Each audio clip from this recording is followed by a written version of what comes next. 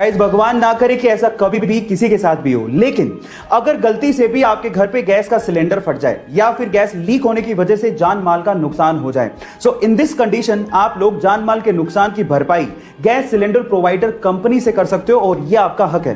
मैं आपकी जानकारी के लिए आपको बता देता हूं कि ऐसा एक्सीडेंट होने पर 10 लाख रुपए पर पर्सन कैजुअलिटी के और 50 लाख रुपए पूरे एक्सीडेंट के आप लोग गैस सिलेंडर प्रोवाइडर कंपनी से सहायता के हकदार हैं और यह जानकारी आपको होनी चाहिए। गाइस आप लोगों ने फास्ट एंड फ्यूरियस तो जरूर देखी होगी, इस फिल्म के और इस सीरीज के आप लोग दीवाने भी होंगे और स्पेशली दीवाने होंगे विन डीजल की एक्टिंग के, है ना गाइस।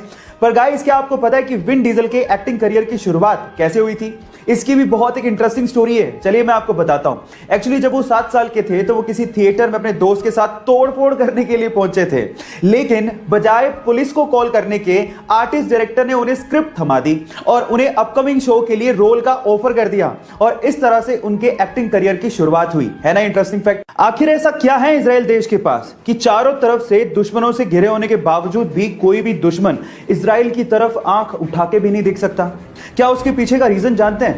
चलिए आज इस वीडियो में मैं उसका रीजन आपको बताता हूं। उसके पीछे का रीजन है इजराइल की खुफिया एजेंसी। जी हां गाइस, जैसे इंडिया की खुफिया एजेंसी का नाम है रॉ, वैसे ही इजराइल की खुफिया एजेंसी का नाम है मोसाद, जिसका मतलब होता है मृत्यु।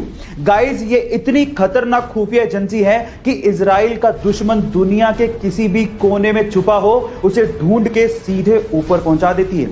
इसीलिए इस खुफिया एजेंसी को दुनिया की सबसे खतरनाक खुफिया एजेंसी कहा जाता है और इसी वजह से कोई भी दुश्मन इजराइल की तरफ आंख उठा के नहीं देखता। इंडिया की स्पेस एजेंसी इसरो का एक और कमाल सुनिए। नवंबर 2019 में कार्टोसैट 3 नामक एक सैटेलाइट को सफलतापूर्वक स्पेस में इन्होंने लॉन्च कर दिया। अब इसकी खास बात सुनिए, 509 किलोमीटर की ऊंचाई से लेकर 10 इंच तक की ऊंचाई की साफ तस्वीरें ये इसरो को भेज सकता है। मतलब आपकी कलाई की घड़ी में कितना बजा है इसकी साफ तस्वीर ये इसरो को भेज सकता है और आज से पहले तक किसी भी देश ने इतना ताकतवर कैमरा कभी लॉन्च ही नहीं किया है। इसरो ने हमेशा हमारे सर को फक्र से ऊंचा किया है, इसलिए उनके लिए एक लाइक तो बनता है। इस दुनिया में बहुत सी ऐसी खूबसूरत चीजें हैं जिसे हमें मरने से पहले जरूर देखना चाहिए। उसमें से एक है वियतनाम के बाना हिल्स पे बना हुआ गोल्डन ब्रिज। क्या खास बात है इसकी, मैं आप लोगों को बताता हूं। सोशल मीडिया पे फेमस इस गोल्डन ब्रिज को 2 कंक्रीट के हाथों ने थामा हुआ है।